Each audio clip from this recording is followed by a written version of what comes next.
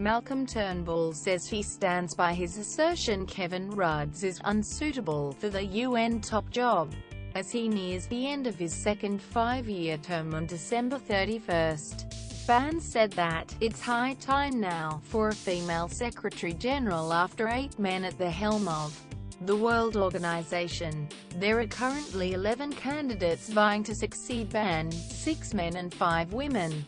But he stressed that the decision isn't up to him, it's up to the 15-member Security Council, which must recommend a candidate to the 193-member General Assembly for its approval." The UN chief was asked about the possibility of a female Secretary-General during a trip to California last week. It comes after Prime Minister Malcolm Turnbull knocked back Kevin Rudd's request for the Australian government nominate him to replace Ban Ki Moon. The former Australian Prime Minister then entered a public stoush with Mr Turnbull, where he released confidential letters and emails where he claimed Mr Turnbull and Ms Bishop had shown previous support for him. More recently, he penned an opinion piece calling for an overhaul of the United Nations. Ban stressed that women comprise half the world's population and should be empowered and given equal opportunities. "We have many distinguished and eminent women leaders in national governments or other organizations or even business communities, political communities, and cultural and every aspect of our life," he said. "There's no reason why not in the United Nations." Without giving any names, he said, "There are many distinguished, motivated women leaders who can really change this world, who can actively engage with the other leaders of the world. So that's my humble suggestion, but that's up to member states," Ban said. He praised the General Assembly for holding the first ever public hearings for all the candidates seeking to succeed him. By tradition, the job of Secretary-General has rotated among regions of the world. Officials from Asia, Africa, Latin America and Western Europe have all held the world's top diplomatic post. East European nations, including Russia, argue that they have never had a Secretary-General and it is their turn. A group of 56 nations are campaigning for the first female UN chief. The Security Council has held 2 informal polls in which 12 candidates participated, and in each the highest-ranked woman was in 3rd place. A disappointment to many.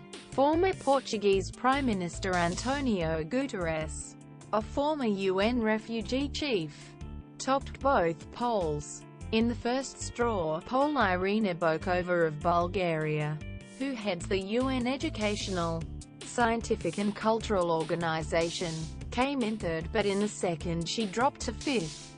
In the second poll, Argentina's Foreign Minister Susana Malcorra, who was Ban's former chief of staff, moved up to 3rd.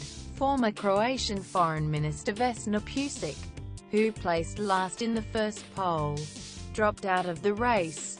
The 3 other women candidates are New Zealand's former Prime Minister Helen Clark, who heads the UN Development Programme, Christiana Figueres of Costa Rica, the UN official who played a key role in shaping last December's historic agreement to fight climate change, and former Moldovan Foreign Minister Natalia Gurman.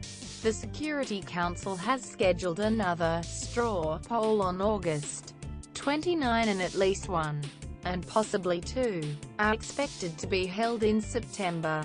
There is no deadline for nominations and 2 women mentioned as long-shot late entries are German Chancellor Angela Merkel and Kristalina Georgieva, another Bulgarian who is the European Commission's budget chief and a former top World Bank official. Ban spoke of the qualities he thinks are important for any Secretary-General. He or she, the prospective Secretary-General, should have a clear vision for the world of the future and strong integrity and commitment to make progress toward peace and promote development and human rights, he said, and the ability to tackle seemingly intractable issues through inclusive dialogue and with flexibility. His successor should also have strong, compassionate and visionary leadership, and be able to articulate the importance of human dignity for vulnerable groups including women and girls, the disabled and people in homosexual orientations and minority groups. Quote, Ban said, "If not the United Nations, who will take care of those people?" he asked. News.com. Our privacy policy includes important information about our collection, use and disclosure of your personal information, including to provide you with targeted content and advertising based on your online activities. It explains that if you do not provide us with information we have requested from you, we may not be able to provide you with the goods and services you require.